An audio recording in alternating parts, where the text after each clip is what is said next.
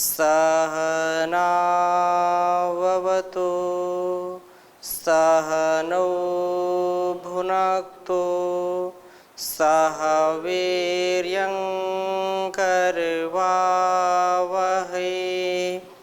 तेजस्विनावधीतमस्तु मा विद्विषावहै। ओम शांति शांति शांति। वैदिक जीवन पद्धति की इस कक्षा में आप सबका हार्दिक स्वागत है, अभिनंदन है। वेदों पर आधारित योग और यज्ञ ये हमारे जीवन के मूल हैं। योग के बिना, यज्ञ के बिना हमारा जीवन ठीक ठीक नहीं चल सकता है। इसलिए यज्ञ का जो विज्ञान है, उस यज्ञ विज्ञान को समझ करके, पदार्थ विज्ञान को समझ करके ऋषियों ने इस पद्धति को अपने जीवन में स्थान दिया, और जिसके कारण चाहे परिवार हो, चाहे समाज हो, हर प्रकार से उन्नति का द्वार खुल सके। जो रोग दोष हैं, जो अपकर्ष है, वो नष्ट होकर के उत्कर्ष में परिवर्तित हो सके। इसलिए यज्ञ की महिमा बहुत ही महान है, प्राचीन काल से परंपरा रही है। देवताओं से ज्यादा असुर इसका अनुष्ठान करते थे। मेरा कहने का आशय ये है कि जो यज्ञ है, जो यज्ञ विज्ञान है, यज्ञ को शक्तिशाली बनने के लिए अनुष्ठान लोग करते थे, और यज्ञ से सारे जो हमारे सद प्रेरणाएं हमको मिलती थी या सद इच्छाएं होती थी, उनको हम पूरा करने के लिए यज्ञ का अनुष्ठान करें, अथवा लोक कल्याण के लिए करें, अथवा जो भी, जैसे पुत्रष्टि है, वर्षश्रेष्टि है, धन धान्य की पूर्ति के लिए, रोग से मुक्ति के लिए, राष्ट्र की समृद्धि के लिए, परिवार और समाज की समृद्धि के लिए यज्ञ का अनुष्ठान किया जाता था। कालांतर में जब ये परंपरा टूट गई, तो फिर राष्ट्र में बहुत विपदाएं, परिवार में विपदाएं, समाज में विपदाएं आने लगी। अतः ये जो यज्ञ विज्ञान है, देव यज्ञ है, जिसकी चर्चा हम कर रहे हैं, इसका अनुष्ठान सबको करना चाहिए। हम ऋषियों की यदि वंशज हैं, हम ऋषियों की यदि संवाहक हैं, ऋषियों की परंपरा में अपने को जीना चाहते हैं, तो योग और यज्ञ के बिना तो जीवन हमारा ठीक चल ही नहीं सकता है। भयंकर बीमारियों का, चाहे शारीरिक बीमारियां हो, मानसिक बीमारियां हो, सामाजिक बीमारियां हो, आदि और व्याधि दोनों की समाप्ति के लिए यज्ञ का अनुष्ठान करना परम आवश्यक है। तो असुर गण भी, जो तामसिक प्रवृत्ति वाले होते थे, जो राजसिक प्रवृत्ति वाले होते थे, उनको भी इस बात का पूरा अनुभव था, पूरा ज्ञान था कि यज्ञ के बिना हमारी तो इच्छाएं पूरी नहीं हो सकती। इसलिए देवताओं को प्रसन्न करने का जो प्रमुख एक आधार है, प्रमुख साधन, वो क्या है? यज्ञ है। इसलिए हम जब ऐतिहासिक घटनाएं पढ़ते हैं, प्राचीन ग्रंथों को पढ़ते हैं, तो उसमें बहुत वर्णन यज्ञ का मिलता है। एक यज्ञ तो हमारा अग्निहोत्र है, जो अग्नि के माध्यम से संपन्न करते हैं, हम उसको संपादित करते हैं। और एक ज्ञान यज्ञ है, जो व्यवहारिक यज्ञ है, जिससे हम अपने व्यवहार को अच्छा बना करके इसका जीवन में, सदाचरण में स्थान दे करके अपने जीवन को समुन्नत बनाते हैं। तो इस क्रम में हम चर्चा कर रहे थे, और प्रातःकालीन आहुतियों को दे रहे थे, मतलब उसका हम स्वाध्याय कर रहे थे। सजुर्देवेन सवित्रा सजुरुषेन्द्रवत्या जुषाणः सूर्यो वेतु। प्रातःकालीन जो यज्ञ का विधान है, ये 4 मंत्रों के साथ इदं नमः वाला अंश जो है संस्कार विधि आदि में मिलता है और उसमें वो मुद्रित नहीं है, तथापि याज्ञिक पद्धति के अनुसार प्रत्येक आहुति के अंत में इदं नमः बोलना आवश्यक होता है। कहीं कहीं मिलता है, कहीं कहीं नहीं मिलता है, तो वो अभिप्राय तो हमारा उसमें जुड़ा ही होता है, इदं नमः ये मेरे लिए नहीं है। आपके पास भी जो वैदिक नित्य कर विधि पुस्तक है, उसमें भी इदं नमः नहीं जुड़ा है, लेकिन उसमें अंतर्निहित है, ऐसा कुछ आचार्यों का मत है। वो अंतर्निहित होता ही है जो आहुति हम देते हैं। तो संसार में सूर्य ही प्रकाश और कांति दीप्ति का हेतु है। उसके बिना स्थावर वृक्ष आदि जंगम प्राणियों के शरीर जो है कांति रहित हो जाते हैं, म्लान हो जाते हैं। सूर्य के प्रकाश से वनस्पतियां भी खिल उठती हैं, उनका प्रकाश संश्लेषण का जो क्रियाएं होती वो होती हैं, और सारे वातावरण में एक सुगंधि का विस्तार होता है, कांति का विस्तार होता है, तेज का विस्तार होता है। 2-4 दिन 10 दिन जब सूर्य नहीं निकलता है तो वनस्पतियां भी क्या है, मुरझाने लगती हैं, उनकी कांति भी म्लान हो जाती है, वो मुरझाई मुरझाई सी लगती हैं, उनमें तेजस्विता नहीं रहती। इसलिए सूर्य प्रकाशक है, सबको प्रेरणा देने वाला है, निद्रा देने वाला है और अंधकार का नाश करने वाला है। उसके अंदर ऐसी शक्ति है। हम उस सूर्य देव से प्रेरणा प्राप्त करके आत्म प्रेरणा के लिए ये आहुतियां देते हैं। इनसे स्वयंभू सूर्य के समान आत्म प्रकाश एवं प्रेरक बन करके मानव मात्र के प्रकाशक एवं प्रेरक बने। हमारे अंदर भी वो तेजस्विता आए। यदि वास्तव में हम सच्चे याज्ञिक हैं, वास्तव में सच्चे मन से मनसा वाचा कर्मणा यज्ञ का अनुष्ठान करते हैं, तो जैसा मैंने पहले निवेदन किया कि एक तो अग्निहोत्र जो अग्नि को हम समर्पित करते हैं वो तो है, उसका वो तो प्रतीक है, लेकिन जो भी हमारे द्वारा कर्म किए जाते हैं उनमें भी पूरी तेजस्विता होनी चाहिए। हम विषयों से उठ करके, स्वार्थ से उठ करके अपने को प्रकाशित बनाएं, और जिनके अंदर आलस्य है, प्रमाद है, जिनके अंदर हीनता दीनता का भाव है, उनकी हीनता और दीनता हरने का सामर्थ्य हमारे अंदर होना चाहिए। तब हम सच्चे याज्ञिक बनेंगे, यज्ञ की भावना से ओतप्रोत होंगे। तो समाज का जो कलमश है, समाज की जो काली अंधेरी रात के समान अज्ञानता का, इस दृष्टि को यदि हम अपने सम्मुख रखेंगे तो वास्तव में जो हम ये प्रार्थना कर रहे हैं उस परमात्मा से, प्रातःकालीन जो यज्ञ कर रहे हैं कि हे परम पिता परमेश्वर, जो सजुर्देवेन सवित्रा सजुरुषेन्द्रवत्या जुषाणा सूर्यो वेतु, इसकी यदि सार्थकता हमको अपने जीवन में उतारनी है। एक तो ठीक है मंत्र बोला, आहुति दे दी, कोई उसका अर्थ थोड़ा सा जाना नहीं जाना, भाव को ग्रहण करें। ये दुनिया भाव से भी चलती है और ज्ञान से भी चलती है। ज्ञान हो कि हम किस कारण किस लिए आहुति दे रहे हैं, किसके लिए आहुति दे रहे हैं, इसके पीछे का भाव क्या है उसको भी हमको समझना चाहिए।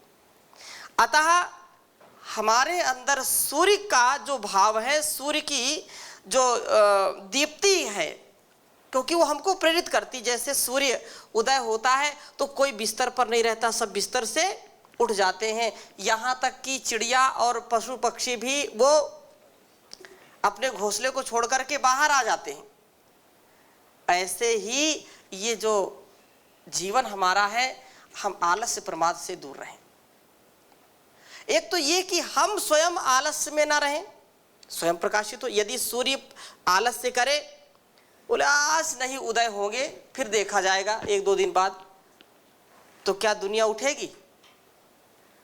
नहीं उठेगी, वो और आलस्य प्रभाव में आ जाएंगे। जैसे सूर्य और चंद्र अपने कर्तव्य से कभी भी पीछे नहीं हटते, उनको उठना ही उठना है। अर्थात एक कथा के हिसाब से, एक उदाहरण के रूप में इसको हम समझें कि स्वस्ति पंथा मनुचरेम सूर्या चंद्रमसाविव पुनरदता घ्नता जानता संगमे मही। कि जैसे बिना थके, बिना किसी बाधा के सूर्य चंद्र हमको उठाते हैं, जगाते हैं। जब वो स्वयं जगते उठते हैं, प्रकाश देते हैं, उदय होते हैं, तो हमको उठाते हैं। ऐसे ही हम दूसरों के सूर्य बने। दूसरों के सूर्य बनने से पहले अपने आप तो, अपना सूर्य तो बनना पड़ेगा ना। अरे जब हम बिस्तर छोड़ेंगे तभी तो दूसरों को उठाएंगे। जब हम स्वयं प्रकाशित होंगे तो दूसरों को प्रकाशित करेंगे। परम पूज्य स्वामी जी महाराज पूरी दुनिया को जगाया उन्होंने, और जगा रहे हैं।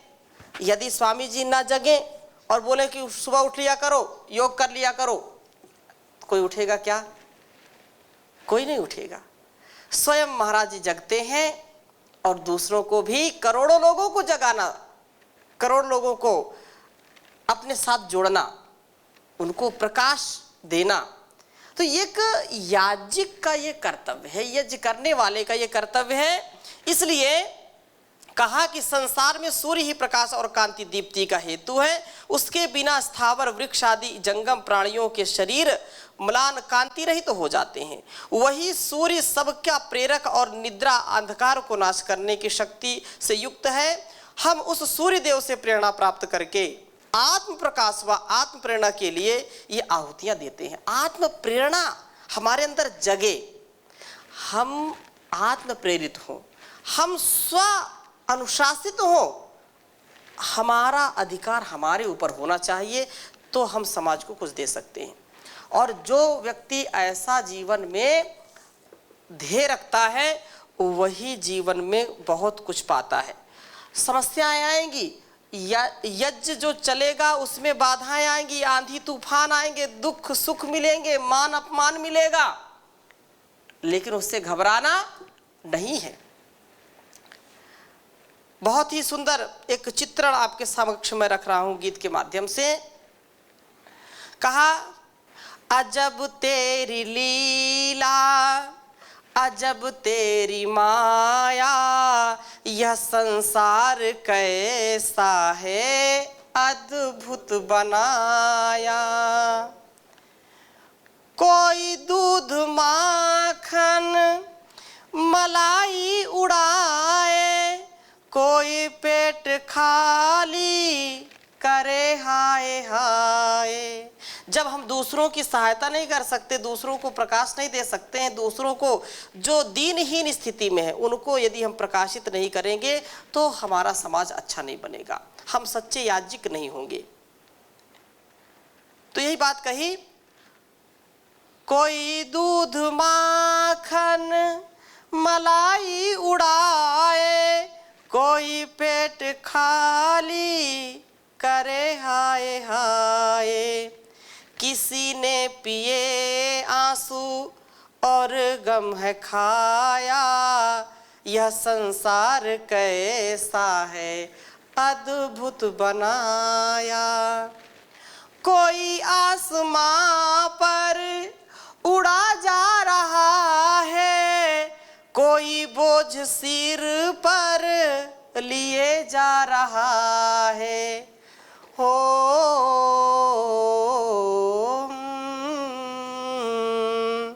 कोई आसमां पर उड़ा जा रहा है, कोई बोझ सिर पर लिए जा रहा है।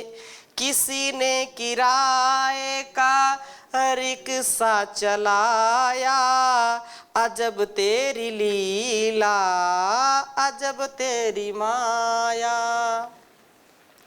कोई कांटों पर भी पड़ा मुस्कुराता, कोई फूलों की सेज पर तड़फड़ाता, किसी को हंसाया किसी को रुलाया, यह संसार कैसा है अद्भुत बनाया। कोई लखपति है मगर गोद खाली, कोई भूखा है 11 बच्चों का वाली। ये डिसबैलेंस क्यों है, सामाजिक असंतुलन क्यों है? क्योंकि जो यज्ञीय भावना है, जो परस्परता की भावना है, उसका कहीं आज ह्रास हो गया है। कोई सामाजिक या पारिवारिक व्यवस्था, अनुशासन, मर्यादा को चलाने के लिए हमको वेदानुकूल आचरण करना पड़ेगा और वेद का जो ज्ञान है उसको आत्मसात करना पड़ेगा, तब जाकर के यह असंतुलन हमारा दूर होगा। इसलिए कहा, तेरा न्याय मेरे प्रभु जी अटल है, सभी को यहाँ मिलता कर्मों का फल है। तेरा न्याय मेरे प्रभु जी अटल है, सभी को यहाँ मिलता कर्मों का फल है। वेदों ने शास्त्रों ने यही है बताया, अजब तेरी लीला अजब तेरी माया।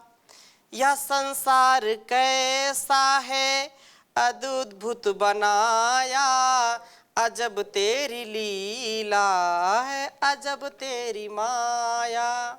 इस माया को यदि हमको ठीक ठीक समझ करके जीवन को चलाना है तो निश्चित रूप से अपने लक्ष्य से नहीं भटकना, अपने जीवन का जो ध्येय है उस यज्ञीय भावना से ओतप्रोत होकर के हमको आगे बढ़ना है। तो हम आगे के मंत्रों को स्वाध्याय में लेंगे।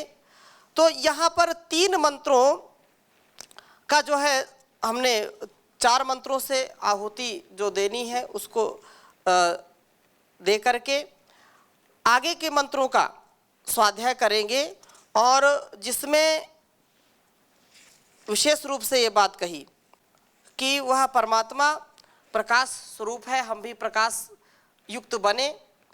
प्रभात की जो आहुतियां हैं उनका क्रम यहीं पर समाप्त हो जाता है 4 मंत्रों के द्वारा।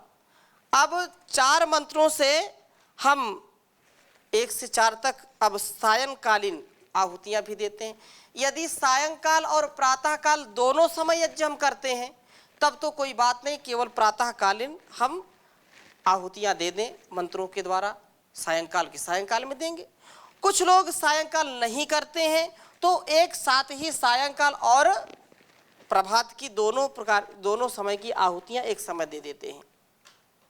इसलिए जो सायंकालीन आहुतियां हैं उनके मंत्रों में भी ये विशेष है, उसको हम आपके समक्ष लिख रहे हैं, इसको समझने का प्रयास करेंगे। सायंकाल आहुतियों को जो लिखेंगे, पहली आहुति किस मंत्र से देंगे?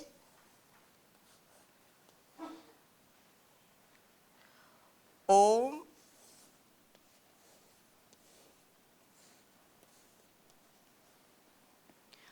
अग्निर्ज्योतिर्ज्योतिरग्नि स्वाहा।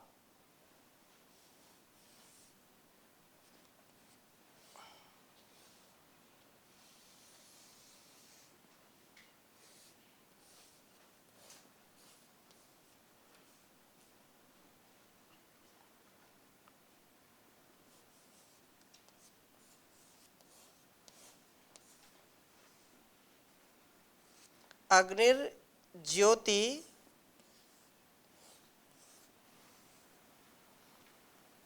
अग्निर्ज्योतिर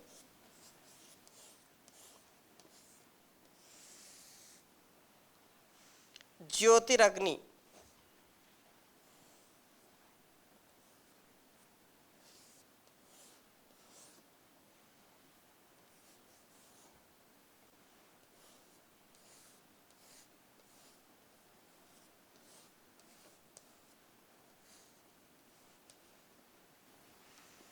स्वाहा।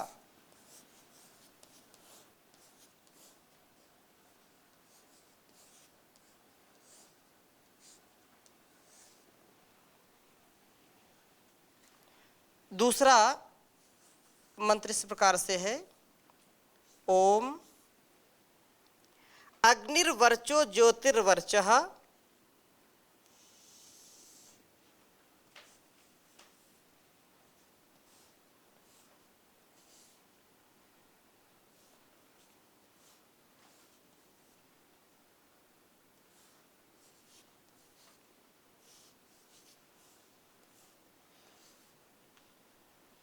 अग्निर्वर्चो ज्योतिर्वर्चः।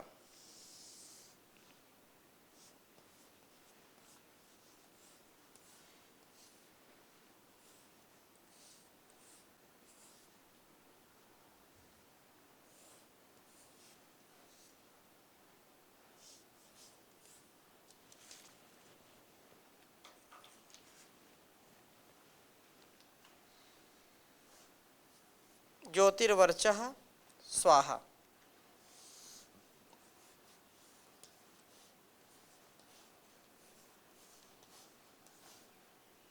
तीसरा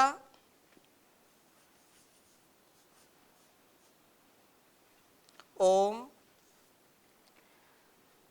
अग्निर्ज्योतिर्ज्योतिरग्नि स्वाहा।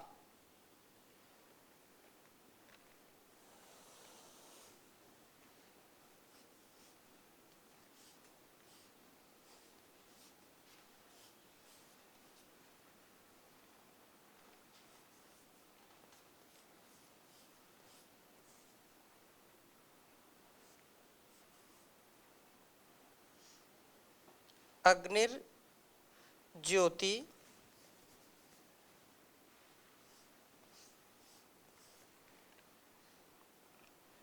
ज्योतिरग्नि।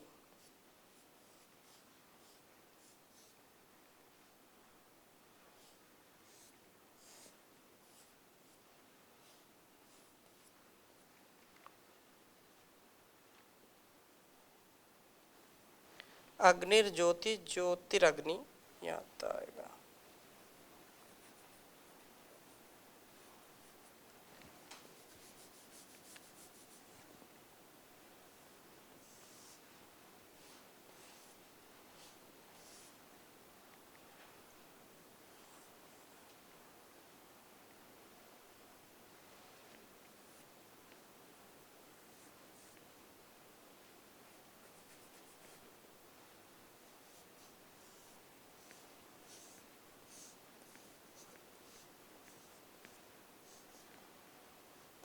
स्वाहा।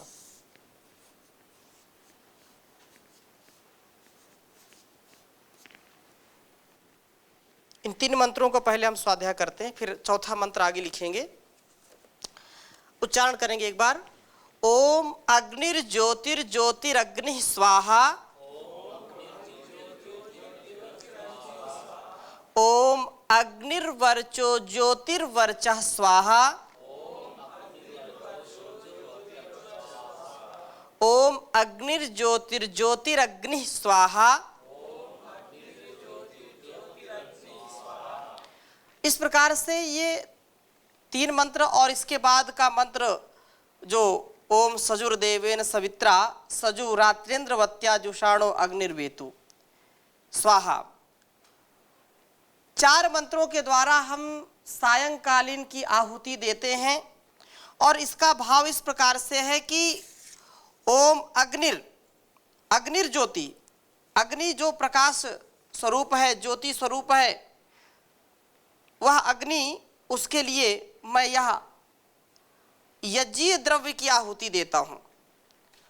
और अग्नि वर्चः जो दीप्ति स्वरूप है, ज्योति प्रकाश ही जिसकी दीप्ति है, उसके लिए वर्चः, उसके लिए मैं यह आहुति देता हूं, यह यज्ञीय पदार्थ की आहुति देता हूं। इस प्रकार से ये तृतीय मंत्र प्रथम की ही पुनरुक्ति है। इसका जैसे पहला मंत्र और फिर तीसरा मंत्र, तो मूल रूप से यहाँ पर उस परमात्मा के समक्ष जो आहुति देने का या एक ऋषियों ने विधान बनाया है और उसके माध्यम से हम अपनी अंदर की प्रार्थना को बोल रहे हैं कि वह परमात्मा जो रात्रि के समय अग्नि ही प्रकाश और कांति दीप्ति का हेतु होता है। अंधेरी रात में कई किलोमीटर से हम यदि बल्ब जलता है, कहीं अग्नि जलती है, तो हमको पता होता है कि वहाँ पर कोई व्यक्ति है। अग्नि ही एक साधन है हमारे को प्रकाश में रखने का। हमको रात्रिकालीन जो भी कार्य हैं उनमें यदि प्रकाश न हो तो हम कर नहीं सकते। दिन में तो सूर्य का प्रकाश है, लेकिन रात्रि में किसका सहारा है? रात्रि में अग्नि का सहारा है। अग्नि ना हो तो सब अंधकारमय होगा, इसलिए रात्रि में अग्नि ही हमारा सहारा है। सारे व्यवहारों को हम करते हैं और इसके बिना हमारे व्यवहार चल नहीं सकते, हम असमर्थ हो जाएंगे। हम उस अग्नि देव की प्रेरणा से अपने आत्म प्रकाश को, आत्म प्रेरणा को भी जगाएं, आत्म प्रेरणा को पाएं और आत्म प्रेरणा के लिए यह आहुति देते हैं। जो आहुति हम दे रहे हैं उससे मेरे अंदर का ज्ञान परिपक्व हो, मेरे अंदर का प्रकाश बढ़े, अंधकार ना आए।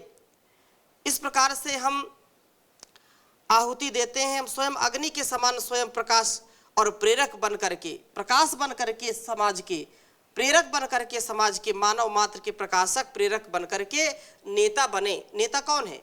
णीय प्रापणे, जो स्वयं लक्ष्य को प्राप्त होता है और दूसरों को भी लक्ष्य को प्राप्त करा देता है।